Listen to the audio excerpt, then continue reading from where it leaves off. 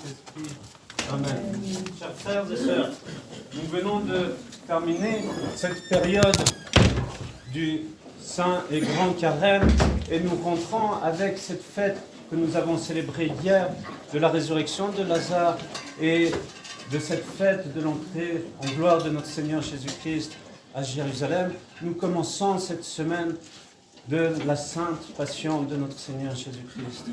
Et aujourd'hui, nous vivons vraiment cette entrée en gloire de notre Seigneur Jésus-Christ. Ce n'est pas juste un fait historique, c'est vraiment aujourd'hui et maintenant que nous l'accueillons et que nous sommes invités à vivre cette rencontre avec le Christ.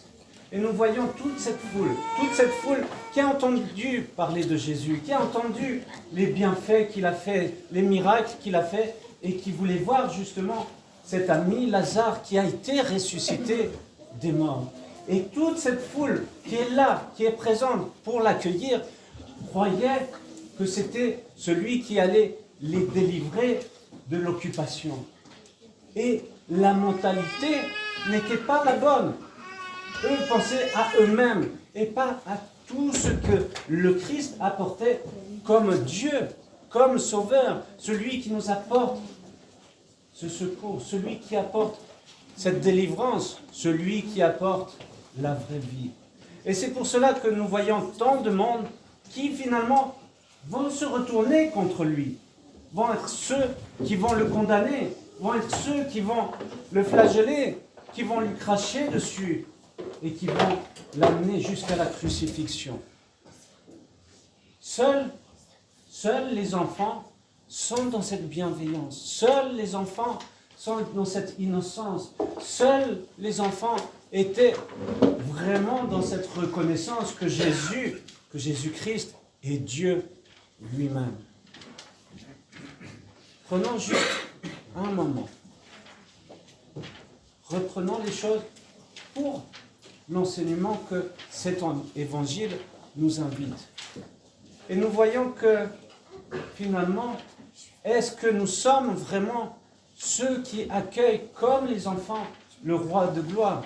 Ça veut dire pas seulement des bouts des lèvres, mais de le vivre vraiment, de l'accueillir vraiment et de vouloir vivre pour lui. En effet, souvent, on se tourne vers lui que quand ça ne va pas. Et on se dit, mon Dieu, tu es où? Tu es si loin. Pourquoi tu es si loin? Et en fait, nous ne reconnaissons pas que Dieu est toujours avec nous, que Dieu veut être avec nous, que Dieu veut établir une tente dans notre cœur. Mais dès la première occasion, nous le chassons. Nous sommes déjà en train de cracher sur lui à partir du moment où nous jugeons notre frère. Nous crachons et nous fouettons le Christ à chaque fois que nous faisons du mal à notre prochain. Et que alors nous nous faisons nous-mêmes du mal parce que nous le chassons de nous. Et que le centre de notre vie n'est pas Dieu, n'est pas centré sur Dieu, mais sur nous-mêmes, sur nos besoins. Qu'est-ce que j'ai besoin? Qu'est-ce que j'ai besoin pour mon bien-être? Au lieu de réfléchir, qu'est-ce qui est bon pour ma relation avec Dieu? Qu'est-ce qui est bon dans cette communion avec Dieu? Qu'est-ce qui est bon pour être et vivre avec Dieu? Et vous voyez, chaque occasion est bonne. Nous pensons tout de suite que quand il y a un malheur, c'est quelque chose de mauvais. Or, les pères nous montrent que c'est une occasion de progresser, que c'est une occasion d'accepter notre croix. En effet, le Christ nous invite, il nous dit, si vous voulez me suivre, acceptez votre croix, portez-la et suivez-moi. Alors, nous ne sommes pas dans le désespoir, nous ne sommes pas dans la tristesse, nous sommes dans la joie, parce que nous savons qu'à travers la croix, c'est la résurrection. À travers la croix, c'est la vie. C'est tout cet espoir que nous vivons comme chrétiens.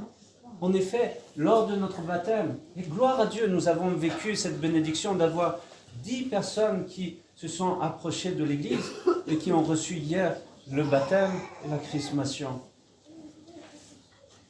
Et ces moments-là sont importants aussi pour nous-mêmes, pour se rappeler quel est l'essentiel de ma vie.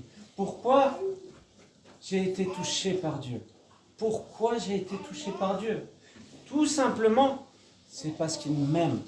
Il m'aime comme je suis. Et que nous n'avons plus qu'à le suivre en lui faisant confiance, en lui remettant tout entre ses mains. Et à partir du moment où nous arrivons à faire cela, nous serons dans la vraie paix, comme nous venons de l'entendre dans la lecture de l'épître d'aujourd'hui. C'est en acceptant de tout remettre entre ses mains que nous serons alors dans cette paix. Or, notre conscience, notre être, fait tout pour tout contrôler, pour tout régler. Et c'est quand ça ne va plus qu'on se tourne vers Dieu et on dit « Mais pourquoi ça ne va pas ?» Au lieu de se dire dès le début « Mon Dieu, qu'est-ce que tu veux pour moi? Qu'est-ce que tu veux que je vive ?» Et alors, nous serons dans cette paix. Alors, chers frères et sœurs, suivons cet exemple des enfants, soyons simples et accueillants, avec amour, avec tendresse, le Christ qui vient alors dans notre cœur, en gloire, comme il est rentré en gloire à Jérusalem. Amen.